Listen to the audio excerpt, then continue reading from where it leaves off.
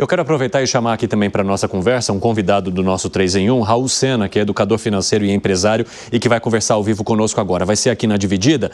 Vamos colocar então Raul Sena. Seja muito bem-vindo, prazer recebê-lo aqui no nosso 3 em 1. Muito obrigado por nos atender. E aí eu queria entender de você por que o mercado financeiro acordou tão mal-humorado com esse anúncio que foi feito pelo governo federal. Porque a gente está falando do dólar bater pouco mais de R$6, que é algo que a gente não via desde a pandemia. E quando a gente fala de pandemia, foram situações extremamente, graves, excepcionais.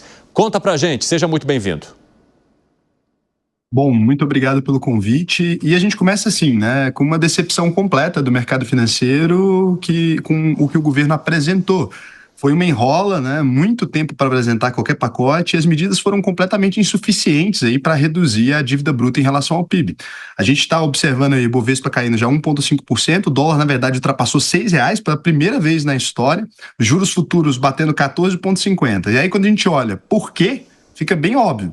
71,9 bilhões de economia em 2 anos aí que eles estão falando, considerando 14 bilhões no corte aí, no aumento das emendas parlamentares, que isso não sabe se vai passar, porque na hora que os deputados forem analisar ali, tá falando de mexer diretamente no dinheiro que eles controlam hoje. E aí até 327 bilhões em 5 anos aí. E aí, quando a gente olha o que tem de importante ali para a gente analisar, a gente está falando do abono salarial, que hoje é de 1 salário por ano, que o governo dá para quem tem baixa renda aí, passa a ter direito a esse abono quem ganha 2.640. Hoje o limite é 2 salários, 2.824. E depois vai baixando até chegar em 1,5 salário. Isenção do IR, ele divulgou, então, num negócio para falar de corte de gastos, aumentou o gasto do governo, né? Estamos falando aí de colocar ali essa compensação com quem ganha acima de R$50 mil, mas não falou os números, se uma coisa equaliza com a outra, se isso bate mesmo, se os números são reais. Aí falou de mexer na lei Aldir Blanc aí, que foi criada lá em 2020 para dar auxílio financeiro ao setor cultural durante o período da pandemia, e o repasse anual para os estados e municípios hoje é de 3 bilhões, e ele vai continuar. Então, na verdade, não tem uma mudança nisso, né? Mas será condicionada à execução de ações no ano anterior. Ou seja, se o prefeito ali, o governador colocou 2 showzinhos para compensar de qualquer pessoa, ele continua recebendo. A gente tem um crescimento real do salário mínimo aí, considerando a inflação, mais 2,5% de aumento real. Revisão dos programas sociais para identificar fraude. Isso aqui não vai dar um volume muito significativo, né? Quem está recebendo Bolsa Família já está trabalhando, alguma coisa nesse sentido. E falou de cortar os benefícios tributários quando houver déficit primário. No ano seguinte fica vedado criar, aumentar e prorrogar os benefícios fiscais. Então, resumindo, está basicamente esperando aí que o que vai salvar a história toda é só o benefício fiscal. Os números não são nada animadores, assim, e sinceramente eu espero que na proposta por escrito, né, porque até agora foram várias entrevistas diferentes aí, sem mencionar profundamente o que vai mudar na prática, né, sempre, uma explicação rápida. Eu espero que na versão escrita a gente venha com alguma coisa mais interessante, que esse primeiro bloco aqui tenha sido simplesmente para animar a militância aí do PT, porque se for realmente isso aqui, a gente está com problemas mais sérios aí nas contas públicas. Ô Raul, eu vou abrir aqui um espaço para os nossos comentaristas também conversarem com você. Eu vou chamar o Alan Gani. Vai lá, Gani. Raul, boa tarde. Se fosse para você destacar o que faltou nesse pacote fiscal, ou qual foi a pior medida desse pacote fiscal, qual que você destacaria e por quê? Corte dos ministérios e alguma outra coisa que viesse com um pouco mais de realidade factível nos números ali. Eu acho que a gente teve uma... É muito mais um jeito de não estamos com tanta disposição para corte assim, agrada muito mais a militância mais próxima do PT ali do que uma coisa realmente viável. Tanto é que o dólar está aí agora a 6, a gente tem que ver como é que fica. Mas acho que o corte dos ministérios era uma coisa já esperada pela maior parte do mercado financeiro. Ô Piperno, pode fazer a sua pergunta. Claro, Raul, há pouco, inclusive o economista Felipe Salto, embora tenha dito que o pacote poderia ter sido mais amplo, ele elogiou o conjunto das medidas, embora também tenha citado o fato de que o anúncio junto com a questão da isenção até R$5 mil, é claro que deixa com que as discussões de muitos pontos do pacote sejam sequestrados por esse detalhe lá da isenção. Mas eu queria te perguntar o seguinte, por que o mercado financeiro não discute a sério a questão dos subsídios, que é exatamente, inclusive do agronegócio, que formam a conta, talvez, a maior gordura onde o governo possa, de fato, cortar. Eu não acho que é que não discute, assim, a gente inclusive tem discutido bastante a questão dos benefícios fiscais, está escrito aqui, só que simplesmente falar dos benefícios fiscais e mostrar aquela lâmina ali chamou a atenção do mercado, foi interessante, eu acho, eu mesmo me posicionei, né, a favor de tirar esses benefícios, criar um ambiente mais competitivo. Só que não dá para a gente ficar falando, olha, precisa cortar os benefícios fiscais, sendo que o governo também é um dos que negociam esses benefícios fiscais, né? O governo também não está tentando cortar de fato os benefícios fiscais. Tem muita coisa que é simplesmente jogar para discussão e falar, por que isso não é desse jeito? Por que isso não é daquele jeito? Quem está com a caneta na mão é o governo. Quem tem que decidir quem recebe benefício fiscal ou não e chamar para conversa e se expor é o governo. O mercado financeiro não tem a habilidade de controlar quem vai receber os benefícios fiscais e não concede benefício fiscal a ninguém. Então, não é atribuição do mercado isso. Fala, Segré. Raul, quando a gente avalia dólar a 6, aí gostei, como um foguete. Fiz um vídeo paródia, inclusive está nas minhas redes sociais hoje, do dólar subindo como um foguete. Mas isso vai impactar na inflação. Aí nós temos a próxima reunião do Comitê de Política Monetária, que tem como objetivo conter a inflação. O que vai sair de toda essa fórmula aí, esses insumos para um bolo? Na verdade, assim, o bolo que a gente está plantando aqui hoje é um bolo de inflação, né? A gente tem aqui um aumento real no salário mínimo, a gente tem mais dinheiro na mão das pessoas ali por conta da isenção do IR, a gente tem, somando tudo isso, a receita do bolo é inflação, mais inflação, mais inflação, mais inflação, e assim, vai dar certo porque o país está com crescimento de PIB, que também significa mais inflação. Então, eu não imagino a gente colhendo qualquer outra coisa, né?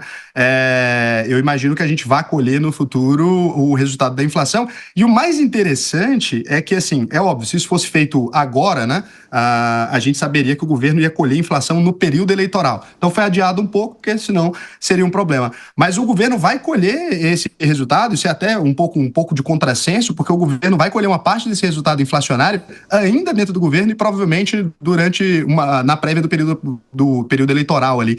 Então, você falou muito bem, a gente está prevendo aí um bolo recheado de inflação e não tem ainda medidas aqui que a gente esteja fazendo nesse momento para conter isso. E é por isso que o juro futuro já está aí cotado agora a 14,50%. A não ser que o Galípolo seja um mágico, a gente vai rever realmente a inflação aumentar. Ô Zé Maria, tem pergunta? Sim. Eu vejo uma preocupação muito grande do governo e pude sentir isso hoje nos anúncios que eu acompanhei e nas repercussões. O governo tem um interesse muito grande de preservar a área política e não exatamente a área econômica, e isso passou. Eu vejo também que alguns patamares que alcançaram aí com essa movimentação são irreversíveis, ou seja, o valor do dólar não vai recuar e algumas sinalizações financeiras também não. A pergunta é muito clara, quer dizer, era melhor o governo ter ficado calado ou feito essa proposta e não cumprido, não entregar? Se não seria melhor o governo não ter tocado nesse assunto? Eu acho que não era uma opção, assim, já existia uma pressão para o Haddad se posicionar porque já estava um pouco atrasado, na verdade, esse pacote. O governo tem falado que vai fazer alguma coisa com relação aos gastos, que vai fazer contenção de gastos, não é de agora. Estamos falando desde junho do ano passado ainda, já começou essa história e agora, mais recentemente, foi um adiamento de data, e agora a gente estava esperando esse pacote de medidas. Se não fosse agora também, de toda forma, a gente acabaria tendo essa pressão aumentando e o dólar subiria de toda forma, porque está num ambiente de insegurança.